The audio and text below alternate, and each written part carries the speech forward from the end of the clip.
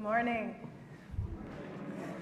I'm the Reverend Rachel Hayes, minister of the Unitarian Universalist Society of Amherst.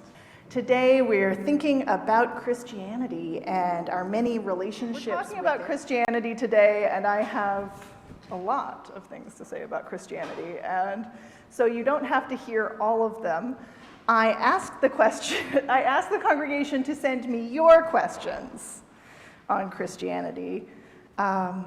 And this first bit is a composite response to several of those questions.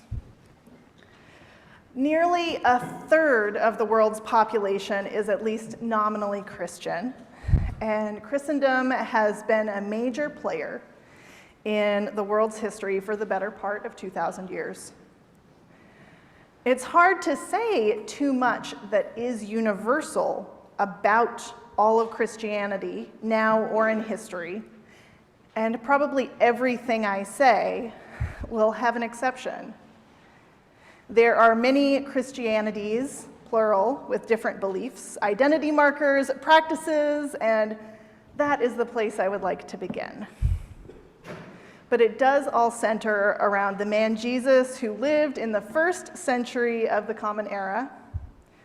He was a Jew in Roman Empire-occupied Palestine.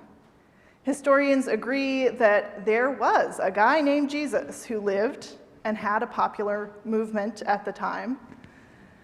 But before long, historical references get vague, and you have to take the Bible itself as a source to know what he was about. By the Bible's report, he preached love of God and neighbor by interpreting the Jewish scriptures. He healed people through faith rather than medicine. He got in serious trouble with the religious establishment and the local Roman governor, and they executed him. Some accounts said that his disciples saw him and even spent time with him after his death, and he promised to come back. I don't want to trip your fact meters here. The Enlightenment understanding of fact wouldn't come around for more than 1,000 years in the former Roman Empire, so it makes more sense to listen for truth than fact. As in, what wisdom do you find here? How does it help you to live your life? Is it morally true, not factually correct?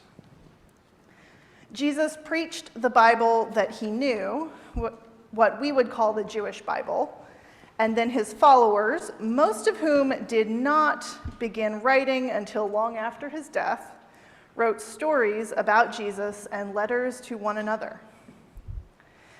We seem to have kept a lot of letters from Paul and people working in his style. And these are actually older than the Gospels that describe Jesus' life and ministry. The Christian Bible, as we know it, formed as the belief that Jesus was coming back soon, began to wane during the 2nd century. All of Jesus' disciples and their oral history of their teacher died. The early Christians who watched loved ones born, living, and dying in hope of the second coming began to hunger for more permanent teachings about Jesus. They selected just 4 of the many accounts of his life, one of the early church as a movement, and several letters, and added them to the Jewish Bible. Bishops continued to debate which letters should be part of the canon until about the 4th century. And then in the 16th century, with the advent of the printing press and the Protestant Reformation, Christians began to re-examine that canon again. But for a long time, it was pretty static. Our faith is in many ways different from the Universalists who first founded our congregation in 1889, and the Unitarians who joined them shortly after. But we still hold love at the core of what we do.